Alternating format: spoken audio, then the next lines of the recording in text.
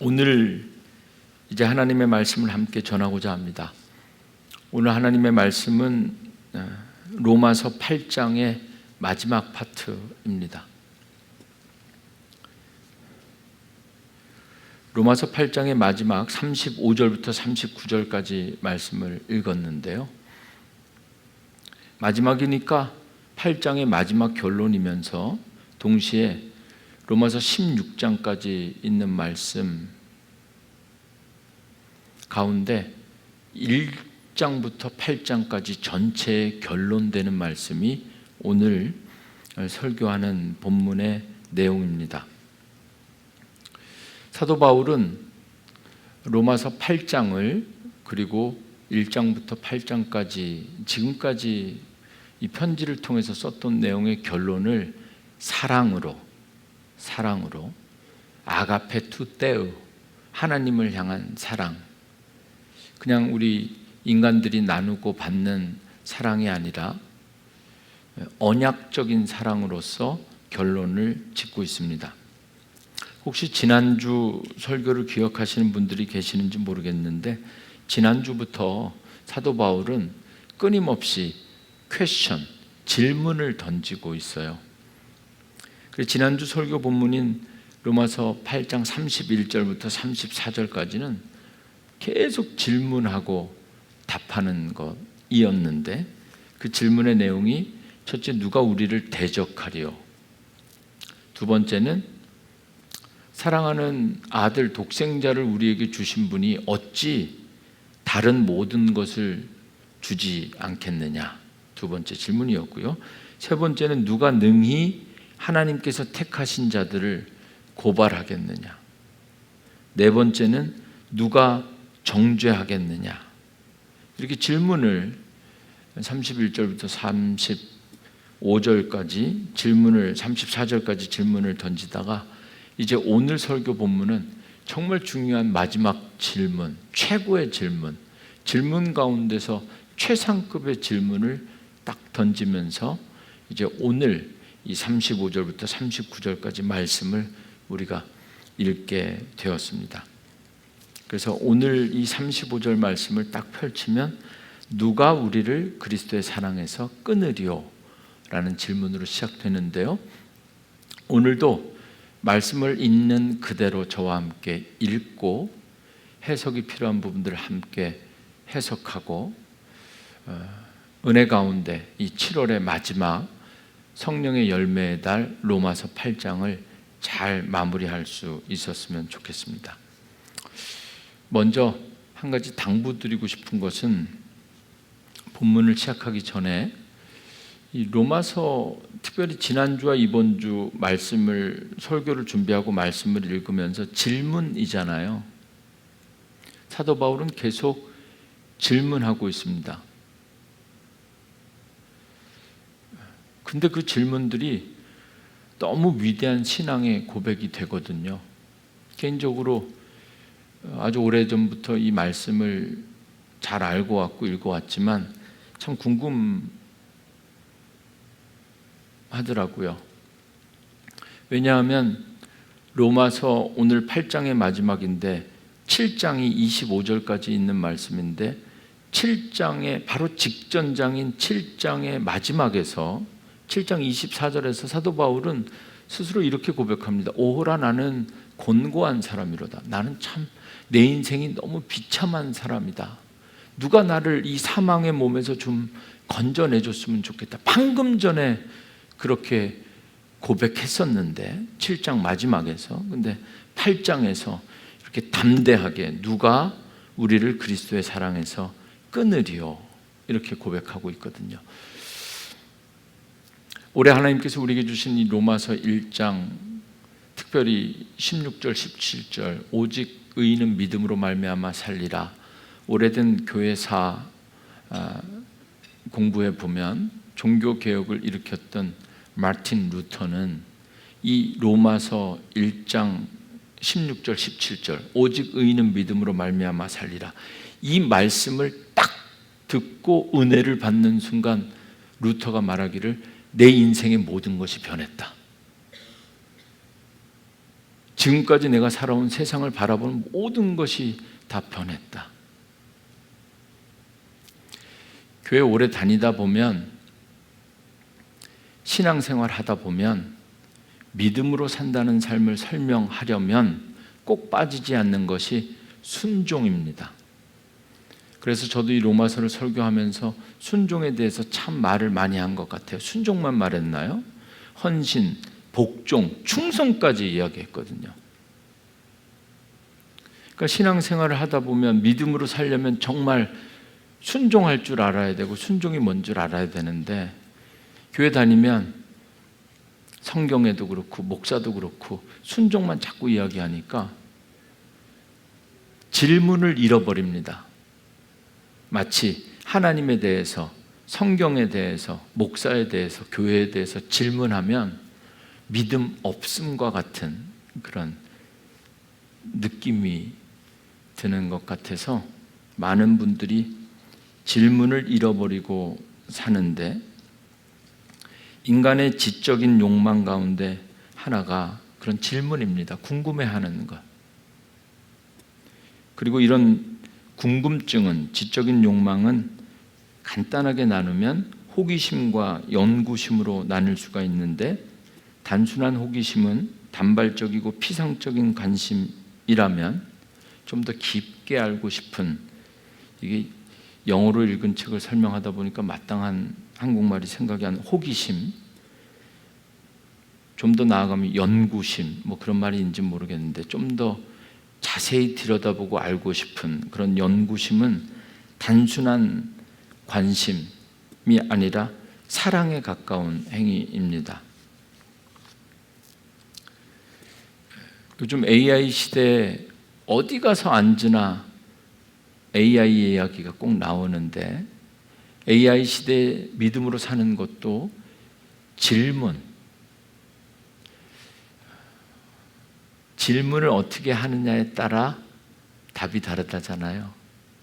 그래서 지난주 이번주 사도 바울의 이 말씀을 읽으면서 매일 교회 안에서 예배하고 설교 들으면서 앵무새처럼 아멘 하면서 나는 순종하고 있다 이렇게 착각하는 것이 아니라, 세상과 하나님에 대해서 사랑하는 마음으로 좋은 질문으로, 하나님께서 왜 이때 이런 말씀을 우리에게 주실까? 오직 의인은 믿음으로 말미암아 살리라는 이 말씀은 그냥 아멘 하기 전에 이 말씀의 의미는 무엇인가? 말씀을 향해서 좋은 질문을 통해서 좋은 믿음을 얻을 수 있는 그런 교회가 되었으면 좋겠다. 믿음으로 사는 것, 기도하는 사람들은, 지난 주간 새벽에 기도하면서 그런 생각이 들었는데요, 기도하는 사람들은 질문하는 사람들입니다. 하나님 앞에. 하나님뿐만 아니라 세상과 사람들을 더 잘 이해하기 위해서 질문하는 거죠. 설교를 준비하는 저도 늘 말씀을 읽을 때마다 말씀을 향해서 수없이 질문하고, 또 질문을 통해서 주시는 답이 오늘 여러분들을 통해서 나뉘어지게 되는 겁니다. 이제 오늘도 저와 함께 한 마음으로 하나님께서 주신 이 짧은 말씀이지만 이 말씀의 의미는 무엇일까? 그리고 이 의미를 내 삶 가운데 어떻게 적용할 수 있을까? 말씀 앞에 온전히 서서 좋은 질문의 자세로 말씀을 함께 들을 수 있는 그런 은혜가 있었으면 좋겠습니다. 이제 본문으로 들어가겠습니다. 첫 번째, 사도 바울은 이미 말씀드린 것처럼 35절에서 질문을 던집니다. 여러분 지금 괜찮으세요? 갑자기 질문이 오늘 왜 이렇게 더울까? 괜찮으세요? 성가대원들 괜찮으세요? 네, 고맙습니다. 네, 첫 번째 질문, 별로 좋은 질문 아닙니다. 여러분들 잘 집중했다가 제가 흔들리는 것 같아서 죄송한데요, 좀 덥게 느껴지는데 괜찮으셨으면 좋겠고요. 35절에서 사도 바울이 이제 이 로마서에서 마지막 최종적인 질문을 이렇게 던집니다. 누가 우리를 그리스도의 사랑에서 끊으리요? 그리고 7가지를 이야기합니다. 7가지. 7가지를 다 설명하려고 합니다. 첫째는 환난, 곤고, 박해, 기근, 적신, 위험, 칼.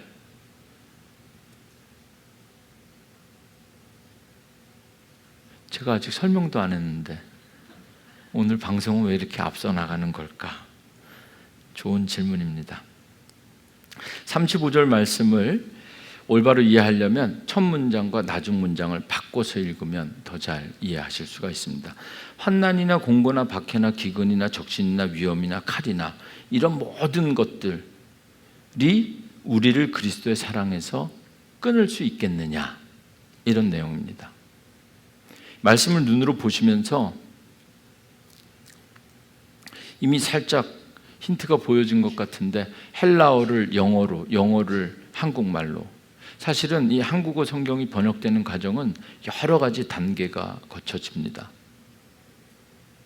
그래서 최근에 이 대한성서공회에서 한국말을 번역하면서 이제는 많은 학자들이 히브리어나 헬라어를 직접 연구해서 직접 번역하지만, 초창기 성경은 영어로, 아니죠, 라틴어로, 헬라어가 라틴어로, 라틴어가 독일어로, 독일어가 영어로, 그리고 우리나라까지 오게 되는 건 아마 중국어가 먼저일 겁니다. 그러니까 천주, 이런 단어들이 다 중국어 번역으로 나오거든요. 근데 오늘 이 35절 말씀에 나오는 7가지가 한국말로 잘 번역되었는지 어렵게 번역되었는지, 그리고 7가지 가운데 여러분들이 35절 말씀을 보시면서 환난, 곤고, 박해, 기근, 적신, 위험, 칼, 7가지 가운데 여러분들 다 어떤 내용인지 아시겠어요? 사도 바울은 저 7가지를 이야기하면서 저 7가지 가운데 어떤 것도 우리를 그리스도의 사랑에서, 아니 그리스도의 사랑에서 우리를 separate, 끊어낼 수 없다. 영어 성경으로 보면 한국말로 끊으리오라고 질문엔 돼 있지만 그 끊는다라는 헬라어 원어가 separate from, 아마 고대 헬라어 문헌에서는 장례식 때 사용된 단어가 저 35절에 나왔다 그래요. 사도 바울이 그 단어를 사용해서 질문을 하는 거죠. 고대 헬라어 문헌에 보면 장례식에서 사람이 죽게 되면 육신에서 영혼이 separate 되는 것, 떠나가는 것, 끊어지는 것, 그게 헬라어 사고 속에서는 그게 죽음이라고 생각했던 거거든요. 그러니까 지금 사도 바울이 그 단어를 통해서 끊으리오, 누가 우리를 그리스도의 사랑으로부터 떨어지게 할 수 있겠는가? 저 7가지 가운데 도대체 어떤 게 우리를 그리스도의 사랑에서 끊겠느냐, 이렇게 질문하는 겁니다. 첫 번째부터 보겠습니다. 첫 번째는 환난입니다. 첫 번째 이 환난은 두 번째 곤고와 함께 비슷한 개념인데 프레셔입니다. 압박. 첫째 환난은 헬라어로 들립시스라고 하는 단어가 번역된 것인데요, 무거운 돌이나 짐을 들고 갈 때 그 무거운 짐에 이렇게 짓눌려 어깨에 받는 그 프레셔, 압박. 그래서 이 단어가, 오늘 저는 이렇게 설명을 해야 되지만 바울이 쓴 이 로마서는 편지거든요. 로마 교회 성도들은 딱 보면 뭔지 그냥 너무 쉽게 이해가 된 거죠. 로만 엠파이어, 로마 제국으로부터 엄청난 프레셔를 받고 있는 사람들, 아무리 황제가 뭐라고 짓거려봐라, 너희를 그리스도의 사랑에서 끊을 수 있냐? 이 이야기를 하는 겁니다. 또한 지금 로마 교회 성도들은 오래된 종교적인 유대교 율법주의자들의 그 압박, 예수 믿는 거 그렇게 믿는 거 아니야, 율법이 중요해, 할례 받아야 돼, 그거 받지 못하면 좀 절대로 못 간다, 이런 종교적인 압박을 포함해서 환난, 첫 번째 사도 바울이 말하는 이 들립시스는 외부에서 나를 프레셔하는 그 무엇이든지 간에, 그 종교적이든 정치적이든 경제적이든 뭐든지 간에 아무리 외부에서 어떤 힘이 우리를 압박한다 할지라도 절대로 그리스도의 사랑에서 우리를 끊어낼 수, 분리할 수 없다, 이 이야기입니다. 이제 두 번째 설명할 텐데 7가지 가운데 여러분들이 지금 여러분의 케이스에 맞는 게 몇 개나 있는지 전부 단지 한 번씩 확인하시면서 아니면 아니라고 아멘 하실 수 있으면 좋겠는데요. 두 번째는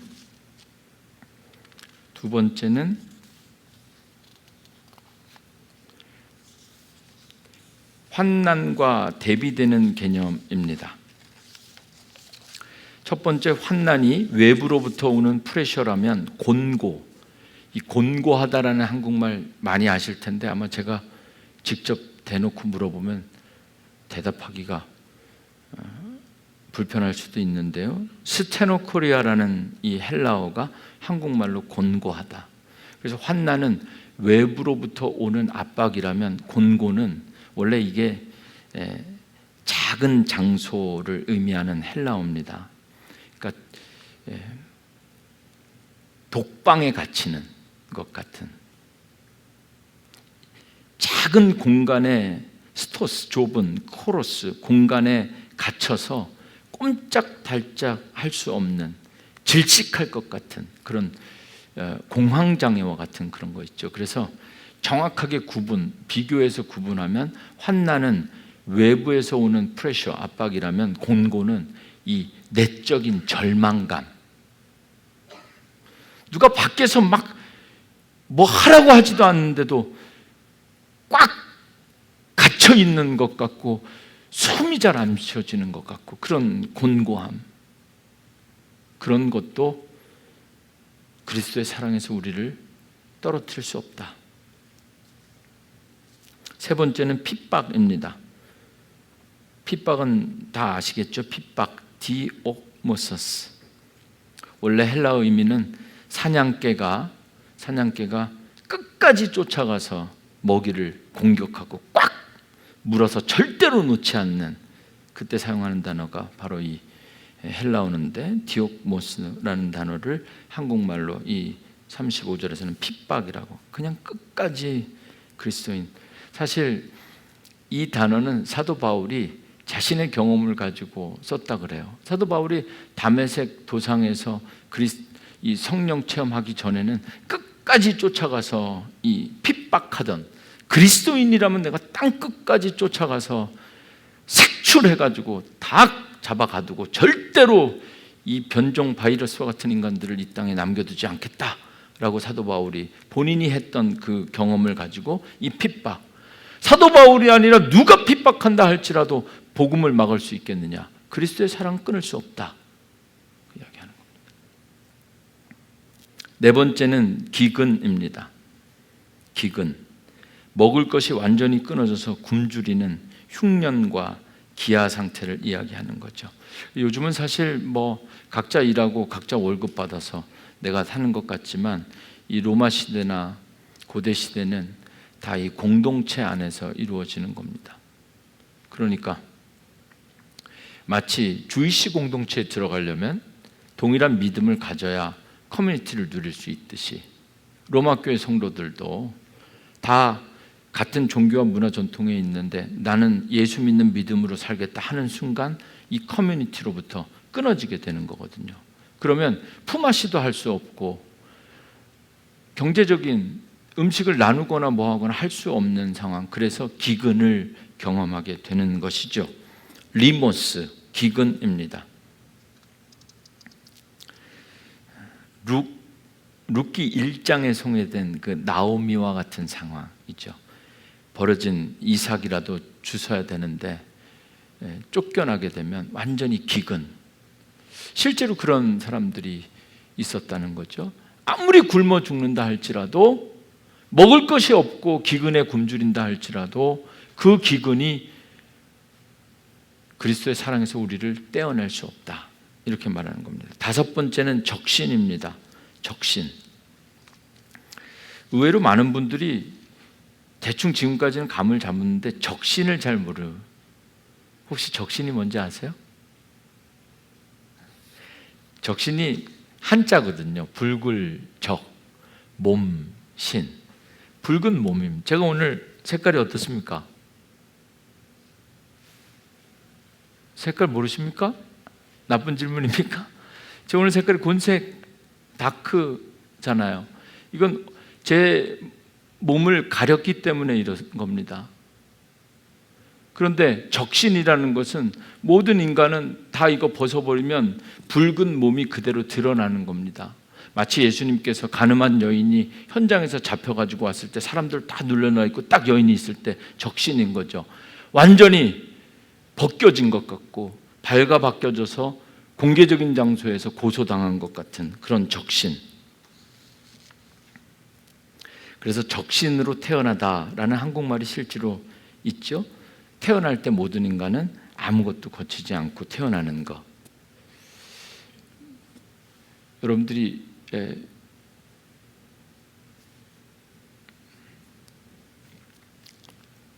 가진 재산이나 소유물이나 우리가 이렇게 겉으로 보기에는 번지를 해도 우리가 지금 머릿속으로 무슨 생각하고 있는지 이거 그냥 다 드러나면 예수 믿을 수 있겠습니까?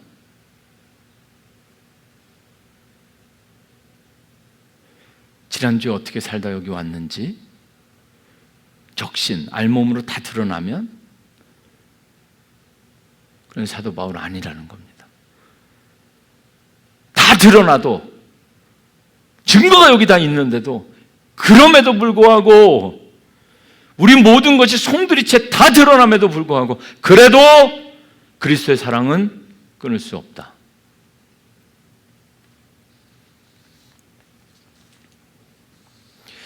적신을 무슨 적군의 신인가 이렇게 생각하기 쉬운데 적신이 그런 의미입니다. 그래서 헬라어로는 김노테스, 입을 옷이 없어서 알몸으로 방치되는 것처럼 실제로 드러나기도 하고 모든 소유, 마지막 우리 자존심까지도 다 벗겨지는 그런 상황이 된다 할지라도 그리스도의 사랑은 끊어지지 않는다. 복음이죠, 이건. 여섯 번째, 퀸디노스, 위험입니다. 똑같은 단어가 똑같은 바울의 서신 고린도 후서 11장에 나오는데요. 위험, 덴저한 겁니다. 강도의 위험, 동족의 위험, 이방인의 위험, 시내의 위험, 광야의 위험, 바다의 위험, 예측 불가능한, 우리가 통제할 수 없는. 얼마 전에 우리 캐나다 사람들이 좀 오늘 아침에도 보니까 좀 열받는 게 있더라고요. 제가 교육자 수련회 저기 토론토에서 2시간 정도 더 올라가는 블루 마운틴이라는 곳에 다녀왔는데 첫날은 너무 좋았습니다. 조금 과장하면 여기가 천국이 아닐까? 몬트리올을 떠나서 그런가? 둘째 날 딱 일어났는데 창문을 딱 열었는데 세상이 다 샛노랗게 변해 깜짝 놀랐습니다. 이거 재앙이 온 건가? 그리고 나서 막 조회해 봤더니 옐로우 워닝, 지금 산불이 났다는 거예요. 그 산불의 영향력에 그냥 즉각적으로 아침에 막 전부 다 마스크 찾고 숨을 제대로 쉴 수 없는 그런 상황이 됐거든요. 그랬더니 글쎄 유나이티드 스테이츠 오브 아메리카의 대통령님께서 뭐 잘못 얘기하면 입국을 못할 수도 있다니까 여기까지 얘기하겠습니다. 그래가지고 그게 캐나다에서 그래가지고 미국 사람들의 건강을 그 나라 대통령이 걱정하는 건 당연하죠. 그래서 관세를 매기겠다 막 이러니까 이제 캐나다 사람들이 지난번 LA 불났을 때 우리가 소방관도 보내줬는데 니들이 이렇게 나온단 말이냐? 막 이러면서 이제 막 갈등이 생기는데 말이죠. 그런 재난과 같은 우리가 통제할 수 없는 이멀전시한 상황이 온다 할지라도 절대로 그리스도의 사랑은 끊어지지 않는다. 이런 이야기입니다. 마지막으로 일곱 번째가 제일 직설적이고 리버럴한 건데요. 칼. 로마 군병들이 사용하던 마하이라, 단검이자 어떻게 보면 미국이나 캐나다 경찰들이 허리에 차고 있는 총을 이야기하는 겁니다. 실제로 극한적인 상황에서는 그 자리에서 그냥 사살해도 될 만한 살인 도구 칼, 이 단어를 그대로 사도 바울이 이야기하면서 그냥 적용해서 직역하면 아무리 해봐라 목에 칼이 들어와도 그리스도의 사랑에서 나는 끊을 수 없다. 이렇게 이야기하는 겁니다. 세상이 성도들에게, 믿음으로 사는 사람들에게 가할 수 있는 가장 최종적이고 절대적인 공포는 생명을 끊는 거죠. 실제로 로마 교인들은 순교를 당했습니다. 지금 사도 바울이 이 로마서 8장 35절에서 하는 이 7가지가 뭐 7가지였구나, 지금 와서 세어보니까 7가지이고, 이런 게 믿음으로 살다 보면 이런 것들을 경험할 수 있는, 오늘 2026년 7월 26일 이 말씀을 전하는 저나 여러분들이나 우리에게는 어쩌면 일어날 수도 있는 가능성, 또는 원 오브 세븐, 7 가운데 하나 정도 우리가 경험했을 그럴 걸지 모르지만, 지금 로마에 있는 성도들은 7가지 모두가 실제로 그들에게 닥쳐 있는 그런 상황이라는 겁니다. 그 상황 속에 그런 모든 것이 아무리 여러분들을 애워싼다 할지라도 그리스도의 사랑에서 우리를 떼어놓을 수 없다. 여러분, 믿음으로 산다라고 오늘도 고백하는 우리들에게 사도 바울을 통해서 다시 되살려내시는 하나님의 말씀입니다. 바울이 요약한 이 7가지 그리고 이 35절 말씀으로 오늘 이곳에 나와 예배하는 여러분들에게, 여러분들을 축복하고 위로하면서 선포합니다. 여러분 기억하셔야 됩니다. 환난, 곤고, 박해, 기근, 적신, 위험, 칼이라 할지라도 여러분을 향한 그리스도의 사랑을 끊을 수가 없습니다. 없습니다. 정말 이게 믿어지시고 정말 이게 여러분들이 믿음이 된다면 좋겠습니다. 두 번째는 기록된 말씀을 소개하고 있습니다. 36절에 기록된 바. 제가 상상해 보자면 지금 그런 순교할 것 같은 로마 교회 성도들을 향해서 사도 바울이 이 로마서를 막 쓰다가, 방금 전에 7가지를 막 쓰다가 보니까 아마도 사도 바울이 갑자기 말씀이 생각난 것 같아요. 시편 44편 22절 말씀. 그래서 절대로 너희 그리스도의 사랑을 끊을 수 없다 하고 36절 딱 곧바로 기록된 바, 사도 바울에게 갑자기 떠오른 시편 44편 22절 말씀을 그대로 여기에 인용하였습니다. 기록된 바 시편 44편 22절입니다. 우리가 종일 주를 위하여 죽임을 당하게 되며 도살당할 양같이 여김을 받았나이다. 그 7가지가 가능성이고 허구가 아니라 정말 너희만 그런 게 아니라 성경에 보면 시편에 너희의 그 모습을 가장 신랄하게 정확하게 묘사한 본문이 기억난 거죠.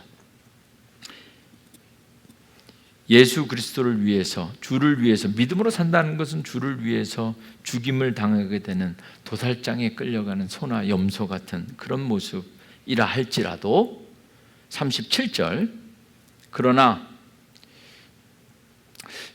37절 넘어가기 전에 여러분 이 말씀을 늘 들을 때 힘들고 어려운 상황에 계신 분들이 끝내 이기리라 이런 말씀 들으면 위로가 되기도 하지만, 사도 바울은 지금 거꾸로 딱 너희와 똑같은 꼬라지로 당하고 있는 그 말씀의 내용을 그대로 보면서 지금 이 로마 교회 성도들을 위로하고 있습니다. 한국 교회가 앞으로 엄청난 챌린지, 도전을 받게 될 것이라고 많은 사람들이 경고하고 있습니다.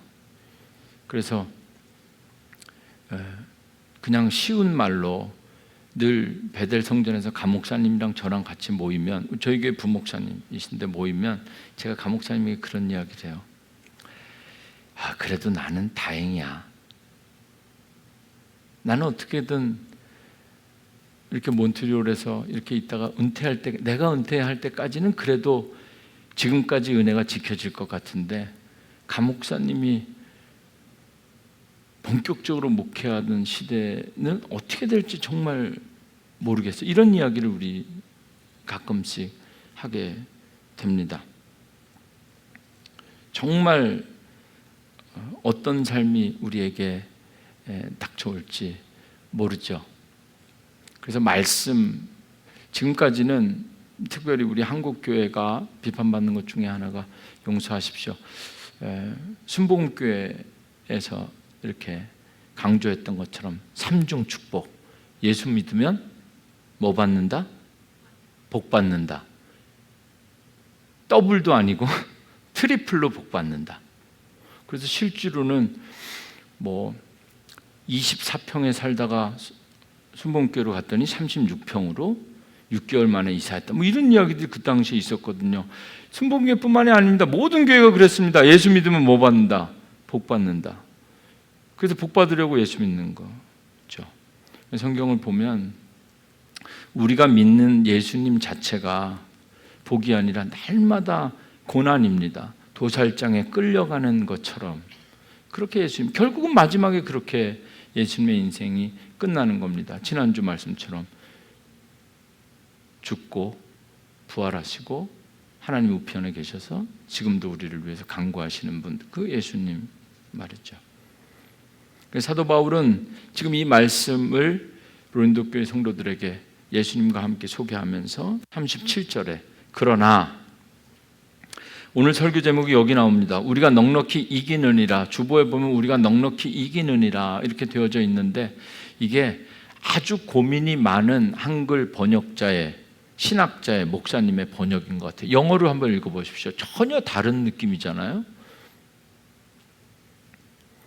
그래서 오늘 설교 제목이 우리가 넉넉히 이기느니라 이렇게 주보에 소개했는데, 사실 이렇게 하면 안 됩니다. 설교 제목이 이렇게, 그러나, 여기서부터 가요. 그러나 우리가 넉넉히 이기느니라. 그러나 도살장에 끌려가는 어린 양같이 그렇게 믿음으로 사는 것 같고, 믿음으로 사는 것 때문에 고난받는 것 같으나, 그러나 우리가 넉넉히 이기느니라. 어떻게 보면 좀 생뚱맞은, 좀 멀리 나간 번역인 것 같지만 잘된 번역인 것 같아요. 그래서 오늘 본문 가운데 딱 한 가지 헬라어만 기억할 일이 없겠지만 기억하기 원하신다면 이 단어, 오늘 설교 제목 휘페르니코멘, 휘페르라는 헬라어가 overcome, 뛰어넘다, above, 그 위에 있다 이런 느낌이고, 그리고 니코멘이라는 헬라어가 정복한다. 그래서 그 의미를 그냥 영어는 그대로 more than conquerors 이렇게 번역한 겁니다. 그걸 한국말로는 우리가 넉넉히 이긴다. 이것도 우리가 그냥 여러 가지 경제적이고 또 자녀 때문에든 뭐 때문에든 여러 가지 고난 7가지 아니라 70가지를 할지라도 넉넉히 이긴다. 우리에게는 그냥 추상적인 개념이지만 왜 사도 바울이 이 단어를, 지금 로마에 있는 교인들을 생각해야 됩니다. 그래야 이 말씀, 지금 로마는 지금 컨커러, 정복자들이 정복하고 있는, 로마 황제가 꽉 정복하고 있는 거기에 정복당해 있는 사람들에게 아니다. 그 정복, 몰된 그 정복자 위에 있는 사람들이 우리다. 이것을 한국말로는 우리가 넉넉히 이기느니라, 휘페르니코멘이라는 단어를 사용했습니다. 얼마 전에 월드컵이 끝났습니다.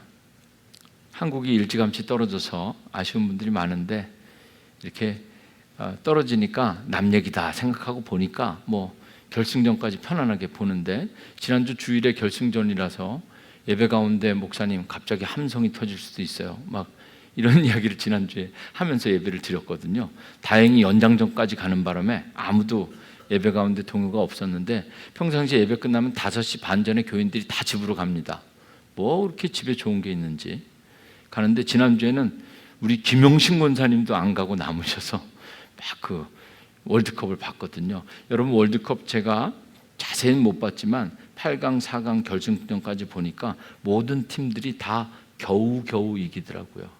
막 페널티킥 차고 이기고, 그 마지막 결승전 파이널도 보니까 전반 후반 안 되니까 막 연장전 막 해가지고 막 저 남미의 어느 나라는 막 질 뻔하다가 10분 남겨놓고 막 겨우겨우 1점 차로 이기고 막 겨우겨우 이기는데, 지금 사도 바울은 아니다.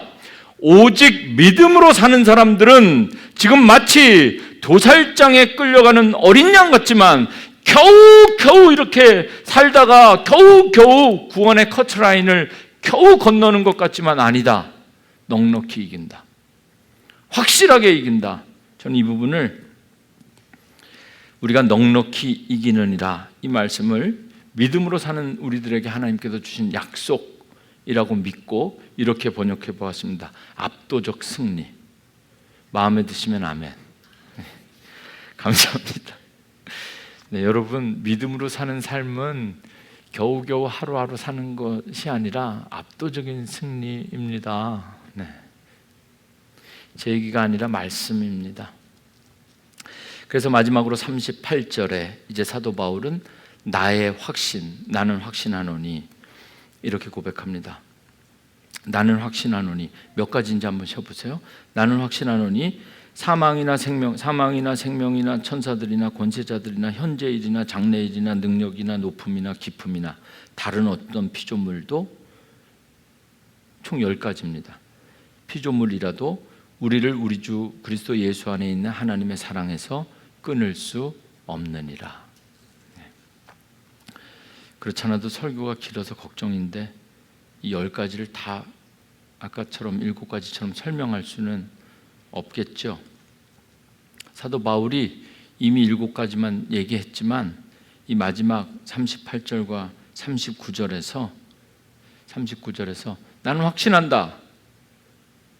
10가지 아니라 수천 가지가 둘러싼다 할지라도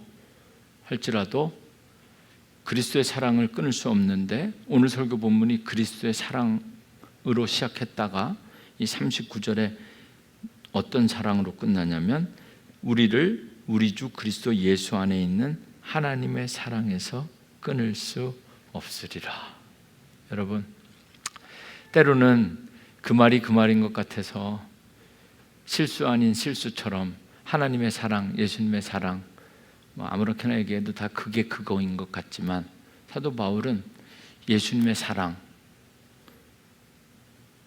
안에 담겨있는 하나님의 사랑 때문에, 삼중 축복이 아니라 이중 삼중 사랑 때문에 우리는 끊어지지 않는 이 사랑의 고리 때문에 구원의 확신을 가질 수 있고 누리게 되는 것이죠. 사실 한국말로는 이 10가지가 여러분들 좀 눈으로 간단히 보면 좀 생뚱맞습니다. 무슨 일관성이 없어요. 사망이나 생명이나 뭐 어떤 명사인 것 같다가 천사들, 권세자들이다가 현재 일어날 일, 장래 일어날 일, 갑자기 능력, 높음, 깊음, 어떤 피조물. 원어를 살펴보면 한국말로 이렇게 번역할 수밖에 없는 이유가 있는데요. 크게 보면 시간적인 차원, 사망, 생명, 현재, 장래, 과거일이나 현재일이나 뭐나 뭐 이런 시간적인 차원. 두 번째는 존재, 능력 있는 사람, 천사들이나 권세자들이나 이런 그 존재의 차원. 마지막으로 공간, 높음과 깊음. 저 우주 끝이나 저 무저경의 깊은 곳에 간다 할지라도 그 어떤 피조물도 우리를 끊을 수 없다. 여러분, 결론은 이렇습니다.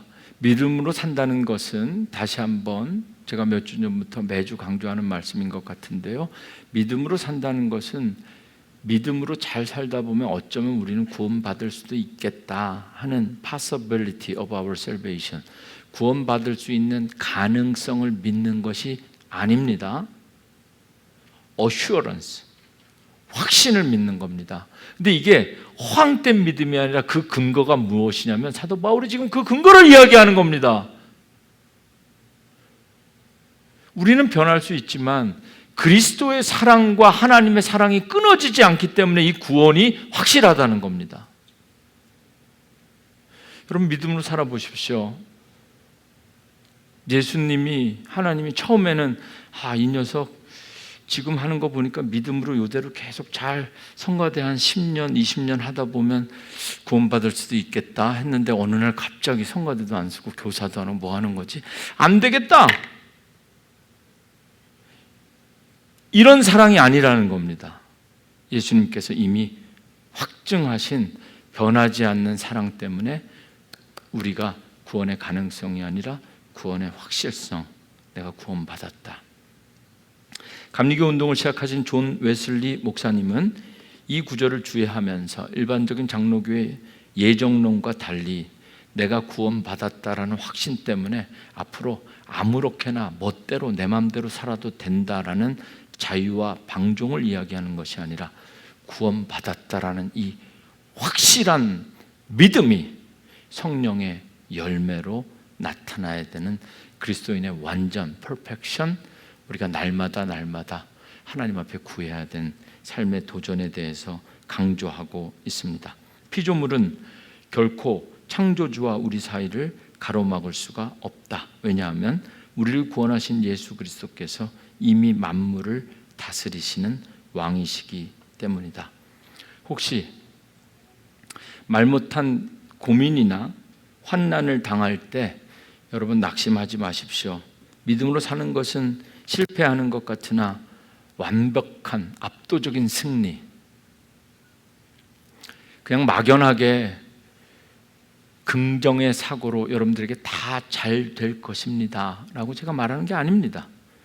성서에 근거해서 변치 않는 하나님의 사랑에 근거해서 우리는 반드시 구원을 얻게 될 것입니다. 반드시 천국에서 다시 만나게 될 것입니다. 내 감정과 상황에 따라 사는 것이 아니라 우리는 그리스도의 사랑, 끊을 수 없는 그리스도의 사랑에 따라 세상 앞에서 거룩한 믿음의 담대함을 가지고 여러분 한 번쯤 속으로라도 나는 압도적인 승리자다 이렇게 오늘 고백하면 그냥 해보세요. 속으로 하라 그랬더니 겉으로 이미 해버린 분도 계신데 여러분 믿음으로 오직 믿음으로 말미암아 사는 우리는 압도적인 승리자입니다.